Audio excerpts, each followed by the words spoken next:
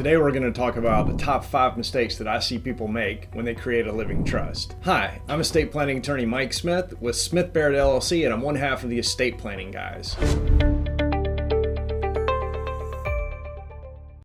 The first big mistake that I see people make when they set up a living trust is failing to fund it. So, red bucket again, a living trust is like a bucket that you drop all of your assets into, and as long as you're alive and you're competent, you're in full control of that bucket. But if you never put anything inside the bucket, then it really can't do anything for you. So, an important step is what we call funding. That's transferring assets into the trust. And it depends on what type of asset it is as to what the method for that is. So for example, if it's real estate, then you're going to want to have a deed prepared that will transfer that real estate from your personal name into the trust. If it's a bank account, then you'll work with your bank to transfer that into the trust. So it really, a business, a different way that you do that, an assignment that's prepared, or a stock power. It just really depends on what the asset is as to how you get it into the trust. But it is so important if you establish a living trust that you put the assets into the trust, because if you become incapacitated and the red bucket's empty, nothing in it, then your trustee will not be able to take care of your financial affairs for you without first going through the process of being appointed by the probate court as a conservator. Likewise, when you die, if the bucket's empty, then your family is going to have to probate the will. And the will should be what's called a pour over will that's going to direct everything back into the red bucket. But if the bucket has the assets in it, we don't need to do that probate. So it's very important that you fund the trust. And that is the number one mistake that I see people make when they establish a living trust. So if you're interested in learning more about how we help families protect their legacies from probate, predators, and government intrusions, I wrote a free book titled The Ultimate Gift that lays it all out. If you'd like to pick up your free copy of The Ultimate Gift, simply click the link below, give us your address and a credit card for shipping and handling fees, and we'll ship it out to you free of charge. Read The Ultimate Gift so you can learn how to protect your family.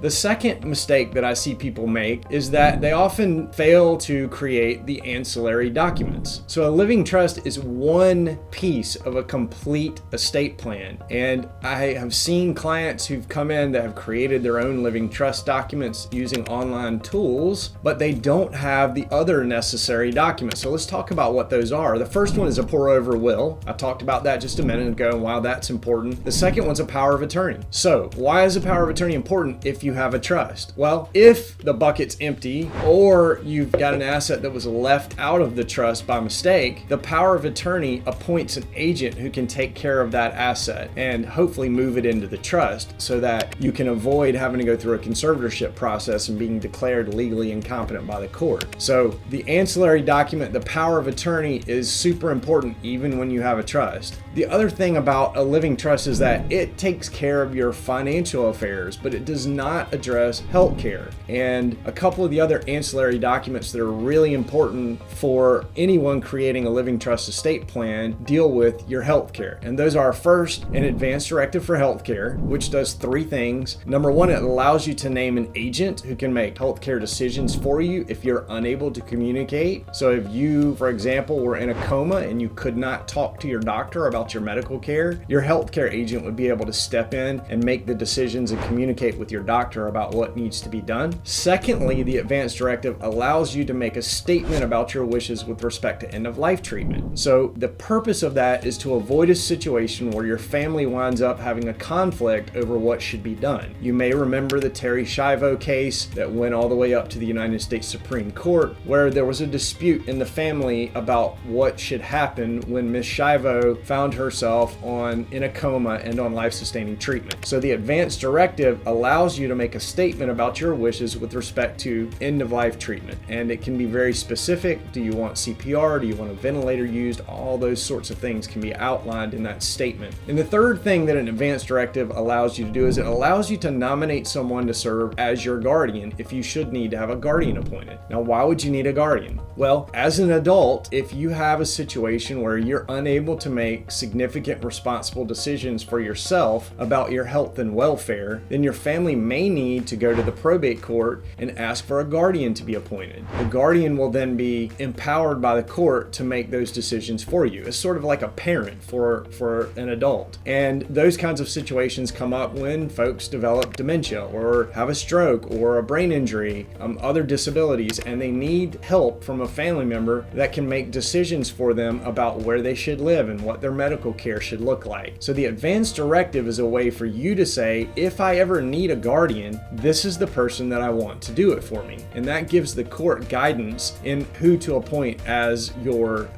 guardian. And without that guidance, the court will have to make a decision based on who shows up in court and the evidence before the court. So by you putting that down in the advance directive, that is who the court will appoint as your guardian, assuming there are no other issues. The third big mistake that I see people making when they create a living trust is not considering their non-probate assets. So what do I mean by non-probate assets? Well, estate planning attorneys classify assets as either probate assets or non-probate assets. So probate assets are pretty easy to understand. That would be like your home, your car, things like that. Non-probate assets are going to be things for which you have a beneficiary designation. So your IRA, for example, or a life insurance policy. And the mistake that I see people making is not considering those assets when creating a living trust estate plan. Those assets may be appropriate to just name someone directly to receive. So you may, on your IRA, you may designate your spouse, for example, as the beneficiary, and your spouse may be perfectly able to manage that. But you could have a situation where you have a minor or a disabled beneficiary, and if you name them as the direct beneficiary on your IRA,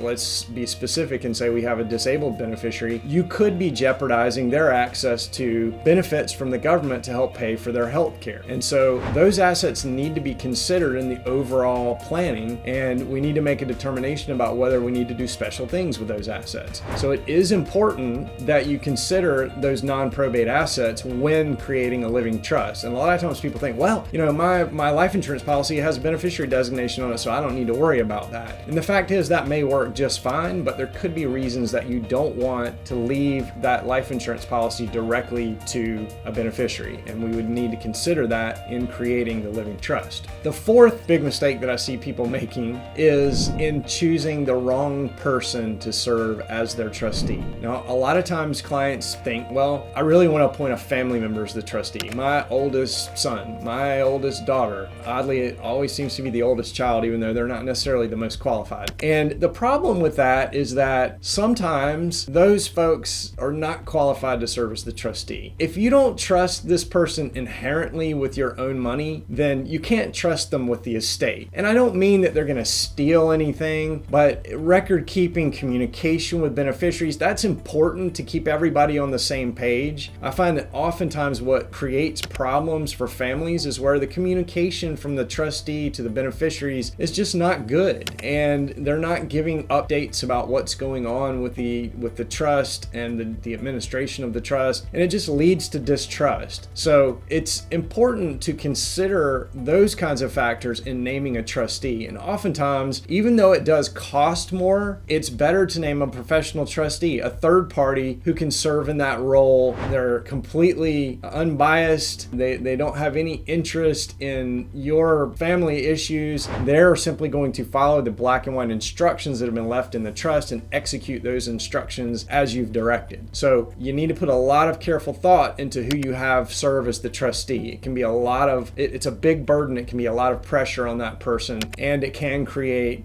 frankly, lifelong issues between siblings or other family members. So that's something that really deserves a lot of consideration when you're creating a living trust. The fifth mistake that I see people make in creating living trusts is failing to hire a qualified professional. And I see that manifest in two ways. Number one, a lot of times folks will use online tools to create a living trust, and that seems great. It's really cheap to do, it's quick, it's easy. The problem is that living trust document is simply a template, and it may not fit your your specific situation. It might not even be valid or applicable in your state. So using an online tool, it may work out okay, but it may not. And if it's my family concerned, I don't want to leave it up to chance. So I think it's really important to hire a qualified professional. And that leads me to the second mistake that people make with regard to failing to hire a qualified professional. And that is assuming that just because somebody's a lawyer, they can do your estate plan. Nothing could be further from the truth. Lawyers are very specialized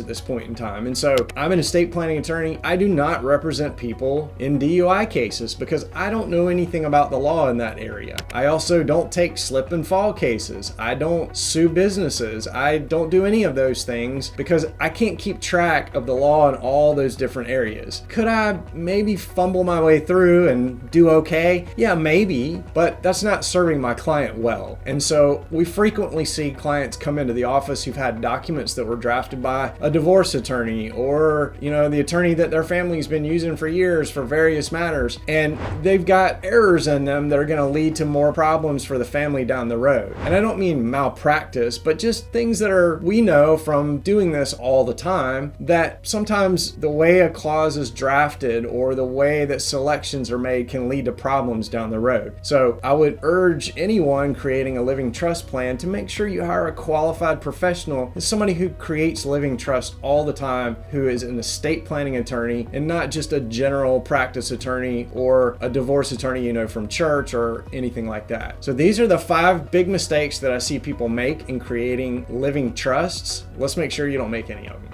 I hope you enjoyed that video. If you did, then take a moment right now to subscribe by clicking below and turn on the bell notification so you get notified every time we post up a new video. Right now we're posting 3 videos a week with lots of information about various estate planning topics, so you're going to want to make sure to stay on top of that. Click below to subscribe and click right over here to watch the next most relevant video about estate planning. Go watch it now.